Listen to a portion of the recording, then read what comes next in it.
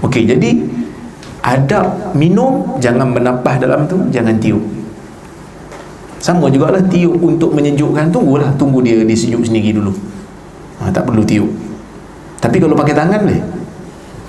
Pakai tangan boleh ya. Ataupun pakai kipas kan. Letak aircon kan. Dia yang salah tu bukannya nak menyejukkan. Yang salah tu tiup pada makanan. Saya tak tahu ada ke tak kajian sains yang membuktikan jadi berubah apa, saya tak tahulah. Itu orang sains boleh kaji lah. Mungkin ada dari sudut sains tu, mungkin ada Nabi larang tu. Sebab ada juga saya dengar kata kajian sains pun membuktikan tak elok kita tiup ni, sebab tiupan kita ni karbon dioksida mengganggu makanan dan mengubah dia punya enzim. Saya pun tak tahulah. Tapi para ulama zaman dulu dia orang kaji dari sudut adab saja. Kalau ada dari sudut sains, maka boleh masuk dalam mukjizat juga lah. Contoh macam ada hadis Nabi tak bagi tidur dalam keadaan lampu terpasang kan. Ulama zaman dulu kata Nabi tak bagi tidur dalam keadaan lampu terpasang, takut pelakor rumah. Sebab zaman dulu kan pakai pelita. Rupanya ada kajian sains kata kalau kita tidur tempat lampu terpasang, dia ganggu kita punya saya tak tahu, saya pernah baca dalam satu majalah sistem imun kita, dia ganggu kan. Dia kena gelap sikit, jangan bagi terang. Maksudnya Nabi sebut 1400 tahun dulu, hari ni saya buktikan betul kan. Nak menunjukkan bahawasanya ulama dulu ni amanah dalam menukilkan hadis, walaupun dia orang tak faham sangat zaman tu, tapi kerana amanah ilmu dia orang nukilkan. Jadi sebab itulah jangan kata apa ada orang share kat saya, kawan saya lah, dia polis ya. Dia kata, doktor tengok ni. Saya pun tengok, dia kata hati yang baik tidak macam mana dia kata, mengutamakan Nabi dalam segala hal itu tidak perlukan hadis yang sahih, namun perlukan hati yang sahih.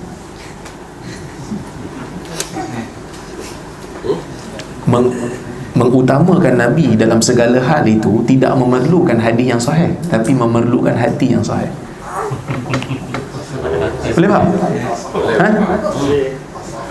Macam mana tak perlu hadis sahih? Perlulah hadis sahih, baru kita boleh beriman dengan Nabi tu.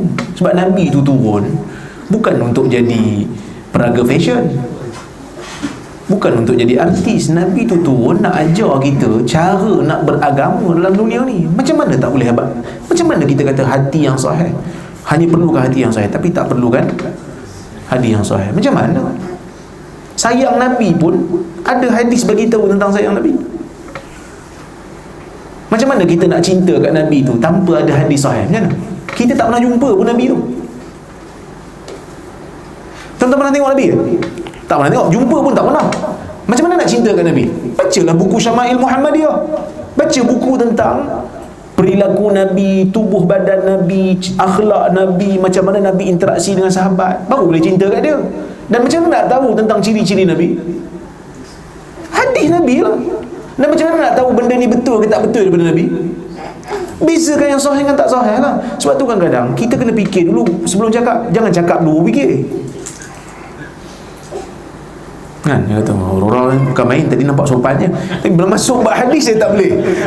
Bila masuk bab hadis ni dia jadi lain macam sikit, dia jadi naik syekh sikit kan.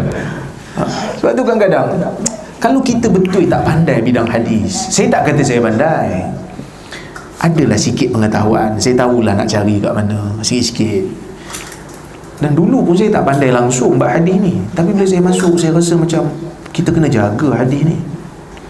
Sebab itu ulama zaman dulu sanggup bermusafir jauh semata-mata nak jaga hadis. Kena pasti hadis, mana yang Nabi sebut, mana yang Nabi tak sebut, semua dapat kena pasti, teliti. Bahkan lafaz tadi kan kita bincang masa dekat Telekom tadi, lafaz haddatsana dengan akhbarana pun ada ulama hadis bezakan. Tak boleh main hentar punya. Nak riwayat yang ni pakai haddatsana. Kenapa pakai haddatsana? Tak suka pakai haddatsana. Yang ni pakai akhbarana pula, nak bagi lain sikit. Ada ulama beza. Imam Muslim bezakan. Kalau dia dengar daripada mulut syekh, dia boleh kata haddatsana. Kalau dia baca depan syekh, dia kena kata akhbarana. Punya ulama hadis ni teliti. Imam Bukhari tak lah, Imam Muslim lah, teliti sampai tara tu. Boleh kenal pasti satu hadis riwayat sahabat ni riwayat daripada Nabi macam ni macam ni. Ada sahabat lain, ada ulama hadis kata, oh yang depan ni bukan kalam Nabi, ni kalam sahabat. Ada perawi dia lupa, dia campur adukkan sekali. Sampai tara tu orang kenal pasti. Sebab apa? Sebab nak sayang Nabi lah. Mengutamakan Nabi, pertama sekali hak Nabi adalah jangan mengambil mudah tentang hadis Nabi. Kalau tak, jiwa kita tak jadi sahih. Jiwa kita tak akan sahih. Kita ada tok kita, katalah arwah tok kita dah meninggal kan? Arwah tok kita ni dah meninggal, orang baik, kita tahu dia orang saleh, tok kita. Tiba-tiba kita datang ke masjid, ada seorang ustaz cerita tentang tok kita, dia sebut nama. Contohlah, dia sebut nama, dia kata kampung saya tuan-tuan ada satu orang tua ni nama Fulan bin Fulan. Kita pun kata ustaz ni orang kampung aku, nama yang disebut tu pun tok aku. Dia ni tuan-tuan sebelum meninggal dunia susah nak meninggal. Sebab apa? Sebab derhaka pada mak dia. Sampai mak dia maafkan baru dia boleh mati dengan tenang. Lepas kuliah kita tanya dia, ustaz, orang yang ustaz kata tu duduk kat sekian-sekian tempat ke? Ya. Tu tok saya. Mana ada, tok saya tak macam tu. Tok saya bagus dengan mak dia. Saya tengok dia meninggal tak sama macam mana ustaz cerita. Boleh tak ustaz tu kata, sebenarnya tak perlukan benda yang sahih, hati yang sahih boleh terima cerita ni. Boleh terima kan?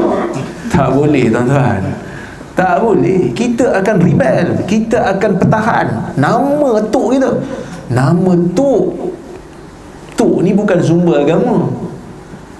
Orang lain tak terkesan pun, kita terkesan, kita bela. Kalau Nabi terkesan kat Nabi, terkesan dekat semua umat. Sebab tu kena hati-hati. Okey.